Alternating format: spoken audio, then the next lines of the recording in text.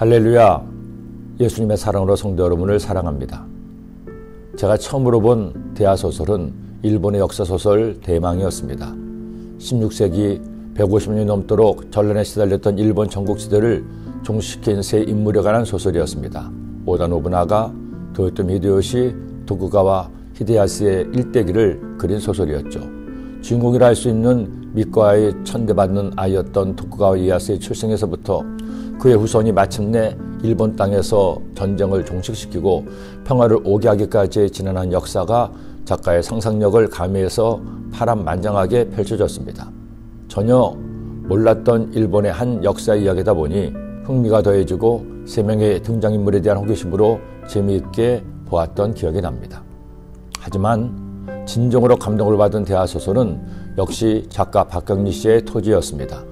제가 이제껏 보았던 여러 소설 중에서 가장 큰 영향을 주었던 작가와 작품이라면 도스토옙스키의 까라마조프의 형제들과 박경리의 토지랄 만큼 큰 감동을 주었습니다.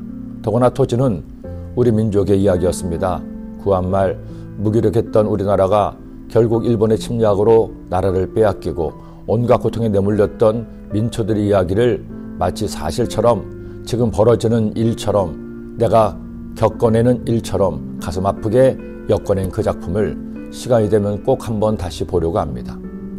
하지만 여러분, 사실은 우리의 인생이 전부 다 대하소설입니다. 목회를 하면서 성도님들과 지난 이야기를 나누다 보면 정말 성도님들의 지난 삶이 소설이요 드라마가 아닌 삶이 없습니다. 그것도 대하소설입니다. 대하드라마입니다. 결국 나의 한평생이란 내가 나의 시간으로 나의 삶으로 써내려가는 한편의 드라마일 것입니다.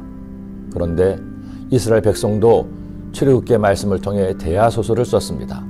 내 인생의 드라마도 드라마틱하지만 애굽에서 탈출해서 성막을 만들기까지 이스라엘의 지난 1년도 그야말로 파란만장했습니다. 물에서 건져낸 아기 모세가 극적으로 살아나 공주의 아들이 되었죠.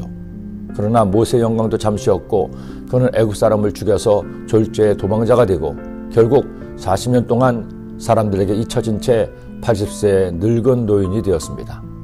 그런데 여러분, 기가 막히죠? 하나님께서는 노인이 된 모세를 부르시고 마침내 세계 최강의 군대를 보유한 애굽에서 이스라엘 민족을 오직 하나님의 능력으로 탈출하게 하십니다. 하지만 그건 역시 시작이 불과했습니다. 그들을 가로막던 홍해바다를 갈라 바다 사이를 건너가게 하셨고 먹을 것이 떨어진 백성들에게 만나와 메추라기를 목이 마른 그들에게 반석에서 물이 터져 나오게 했습니다.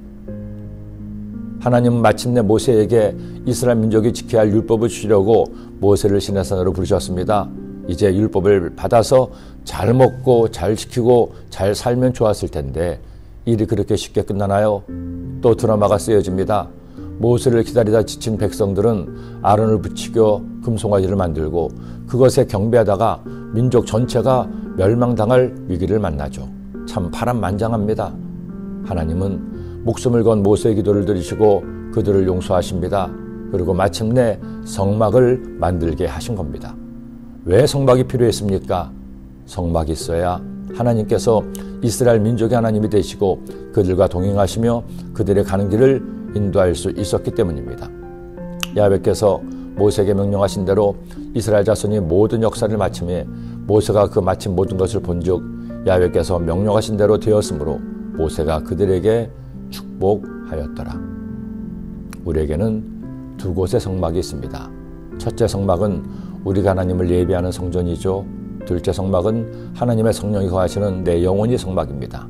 이제 나의 성막에서 주님과 함께 동행합시다. 주님을 예배하고 찬양하며 은혜 받고 행복하게 삽시다. 그런 오늘이 되시기를 예수님의 이름으로 축원합니다. 기도드립니다. 사랑의 주님, 한 해도 저물어가는 이 즈음에 출애굽기의 말씀도 이처럼 마무리됩니다.